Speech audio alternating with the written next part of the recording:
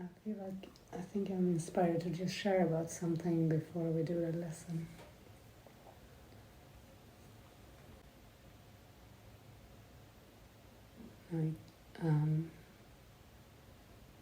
We've learned that this whole world is made up by fear. But have we really actually seen the fear?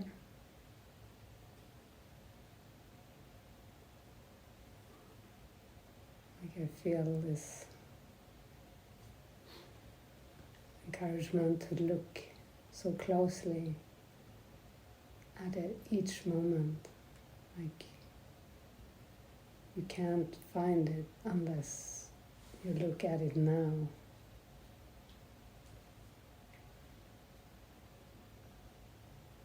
Like how you feel now and what the mind does with it.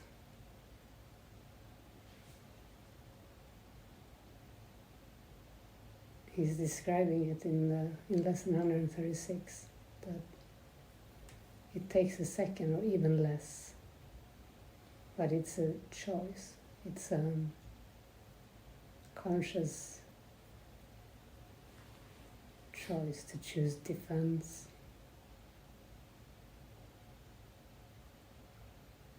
Defense that is based in fear.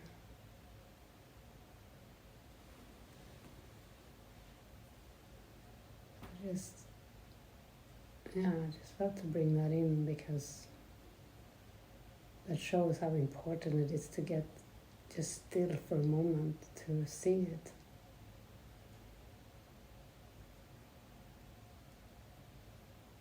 Even before the train of thoughts that the fear produces too, but to catch it in the beginning, like just to be willing to catch it, to see it, to invite the truth instead.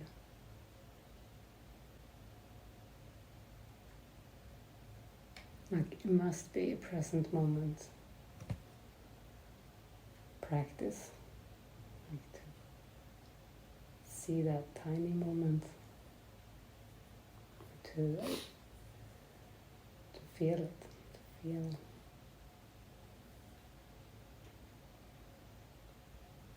what the mind is attempting to do, and then invite spirit instead, invite the truth, instead of running with the fear that makes the world.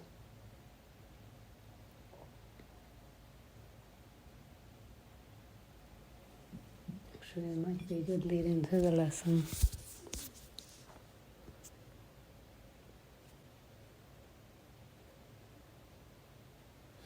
Yeah, very good. Because this is the end. Like, God did not create a meaningless world. Lesson 14. God did not create a meaningless world. The idea for today is, of course, the reason why a meaningless world is impossible. What God did not create does not exist. And everything that does exist,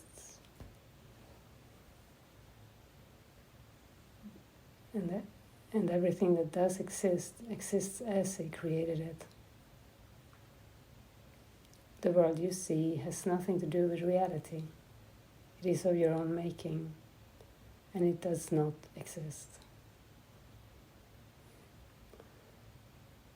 So that must be that tiny instant that it's practicing the holy instant. It's practicing to just see every moment what the mind is doing as a defense, as fear-based defense. It's nice to practice that.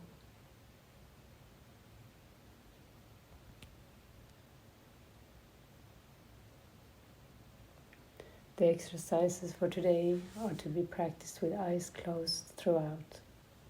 The mind-searching period should be short, a minute at most.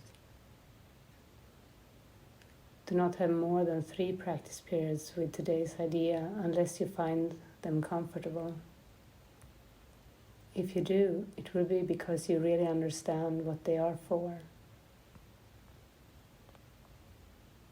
The idea for today is another step in learning to let go of the thoughts that you have written on the world and see the Word of God in their place. The early steps in this exchange, which can truly be called salvation, can be quite difficult and even quite painful. Some of them will lead you directly into fear. You will not be left there. You will go far beyond it. Our direction is toward perfect safety and perfect peace.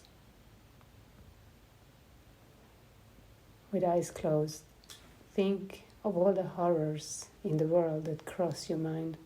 Name each one as it occurs to you, and then deny its reality. God did not create it, and so it is not real. Say, for example, God did not create that war, and so it is not real. God did not create that airplane crash, and so it is not real.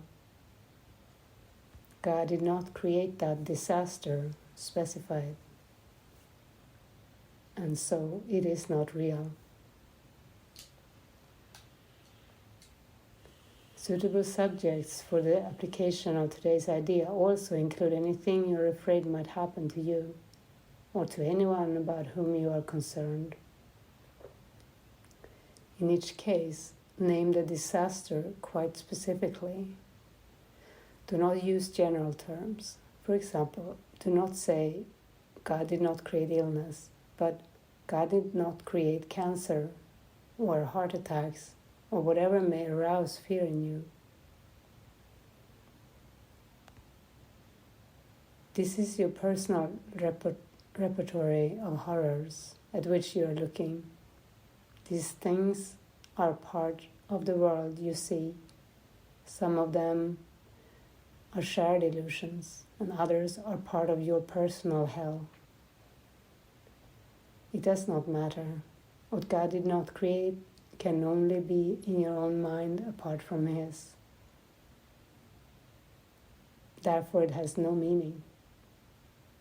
In recognition of this fact, conclude the practice periods by repeating today's idea. God did not create a meaningless world. The idea for today can of course be applied to anything that disturbs you during the day, aside from the practice periods. Be very specific in applying it. Say, God did not create a meaningless world. He did not specify the situation which is disturbing you. And so it is not real.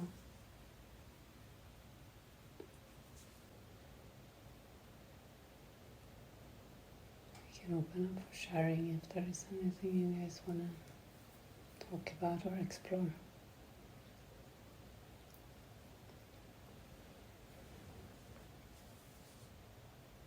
I think it's helpful to take it very slow today, like this morning. It's okay to meditate more, but it can also be a moving meditation of taking it really slow, like really reconnect with spirit every moment and see what there to be done. If there are tasks,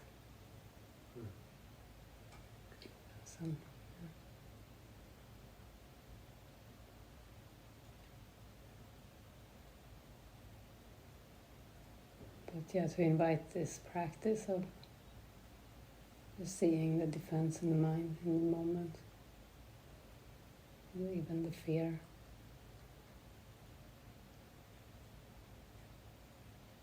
be a very healing practice.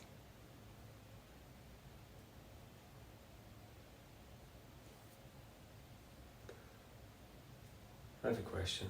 It's probably not just for me as well, maybe Solvay's. We both seem to experience the itching problem, If you're scratching, does that mean you're in fear in that moment? Or in some kind of anger or something? It might be subtle, but... Subtle. Or it doesn't have to be so subtle, but distress. Yeah, some kind of form of fear. And it's an interpretation. I always feel like it can be an anger there. Yeah. It's like angry, not wanting truth and defending against it in that way. Like the ego's going to make the body real, and if it's made the body real and you're it and you can't,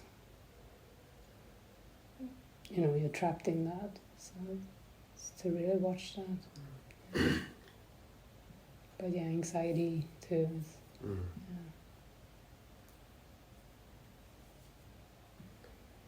So subtle. Yeah. So... Yeah. It's almost, it escapes your perception as well, Yeah. Because I do it too, Yeah. Still have unhealed, they just won't heal. I won't let them heal.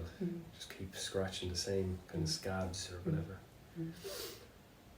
But I'm getting to the point that this has to change now. Yeah. It is, just everything you said this morning really resonated. There's an anxiety there. Yeah. Always. Yeah, seems like. Yeah, it makes up time. Yeah. Actually. It's like the time isn't there and you're floating in time. It's, the fear, the anxiety makes up time. How do you say? It's there all the time. Because but it's not actually. It's only there when you think of it. Yeah.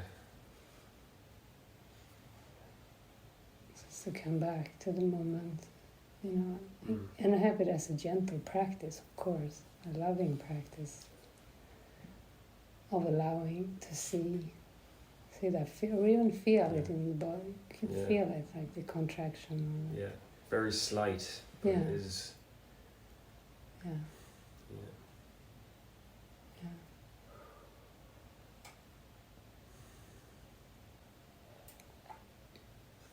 I think there's a belief for me that it's I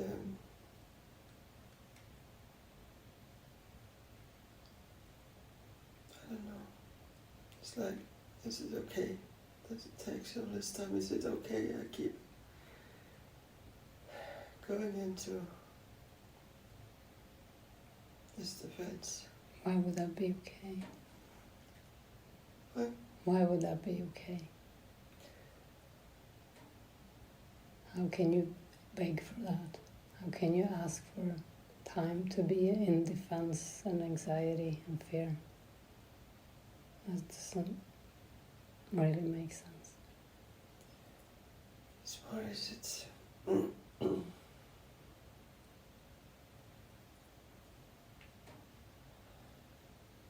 it's my belief that everyone else is going to be really tired of it. I'm thinking I need to move on. Mind is tired of it. There's nobody outside. It's to see how you feel. It's you. But there's maybe fear of punishment again. There's something about it's not acceptable. Yeah. It's not allowed. But you keep projecting it outside. Yeah. Like, not just this, but a lot of things. Yeah. And you think others, like your mind is running around in a sense to please others, to do the right thing, take responsibility, but you're not responsible for the world and for others. Your responsibility is to see those, even that train of thought that others going to be tired of me if I can't quit this now. Like that's this panic. Doesn't matter the form of it, it's good to see the form of it. Mm. But to still come back to it's you.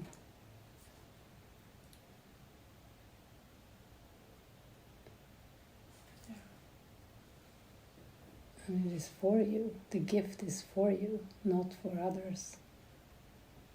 Like the gift of releasing fear. It's for your mind.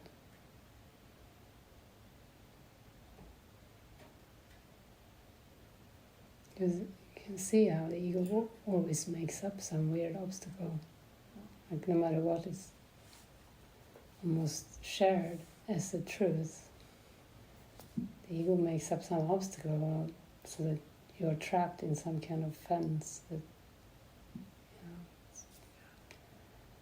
the outside world requires something.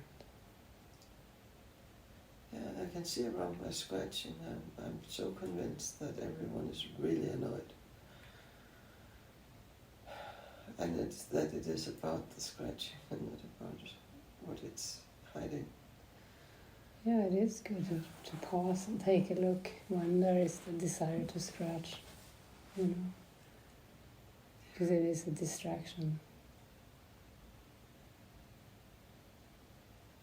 Yeah, It's but it's for me, and it's not because I don't want to bother others. Yeah, it's an overt defense.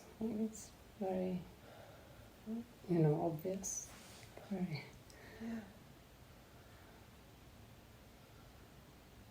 But yeah, you can practice it for you. Yeah, that's where you must practice. Mm.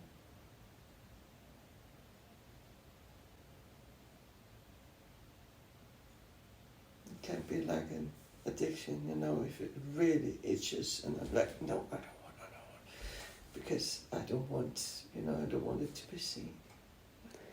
Well, it's just change the thinking. It doesn't work, yeah.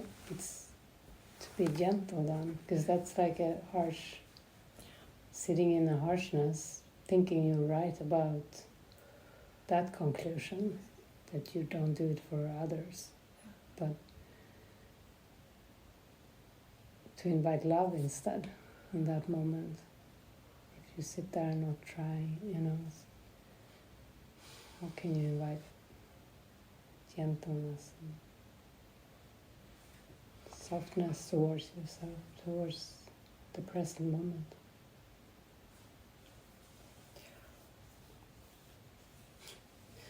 So scratching in itself is actually not wrong.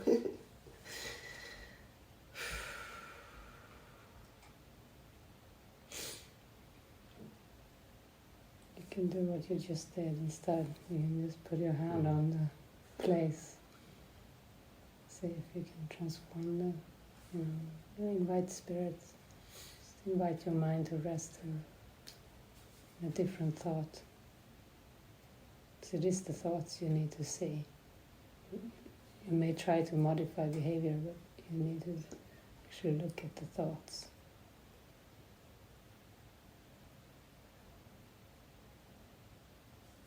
I'm beginning to see there's a lot of things behind.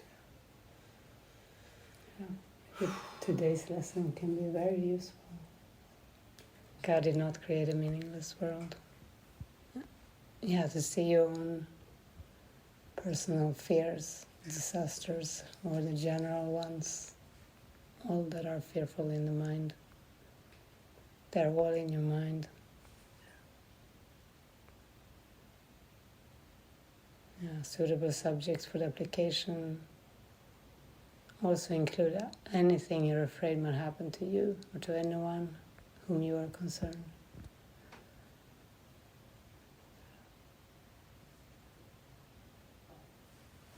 God did not create a specific thing.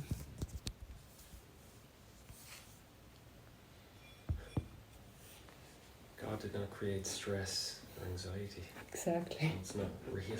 Exactly.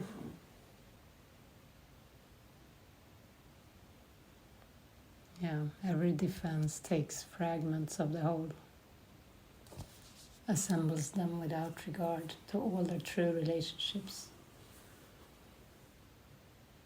and thus constructs illusions of a whole that is not there.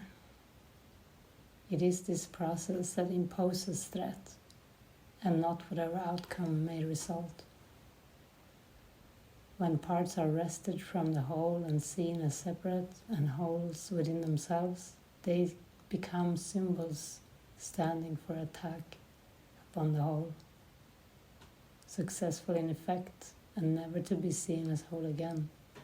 And yet you have forgotten that they stand but for your own decision of what should be real to take the place of what is real.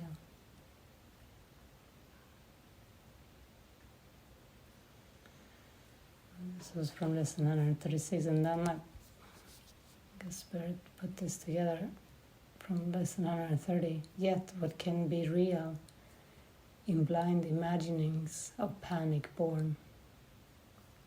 What would you want that this is shown to you? What would you wish to keep in such a dream? Fear has made everything you think you see, all separation, all distinctions, and the multitude of differences you believe make up the world. They are not there. Love's enemy has made them up. Yet love can have no enemy, and so they have no cause, no being, and no consequence. They can be valued, but remain unreal. They can be sought, but they cannot be found. Today we will not seek for them, nor waste this day in seeking what cannot be found. Is that 130? Yeah.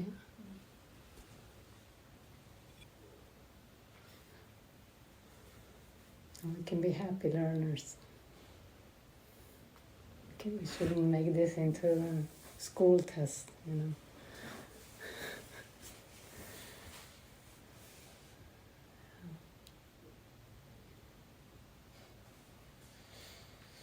We're grown-ups. We don't need to project moms and dads and teachers and authorities. Just invite this gentle practice.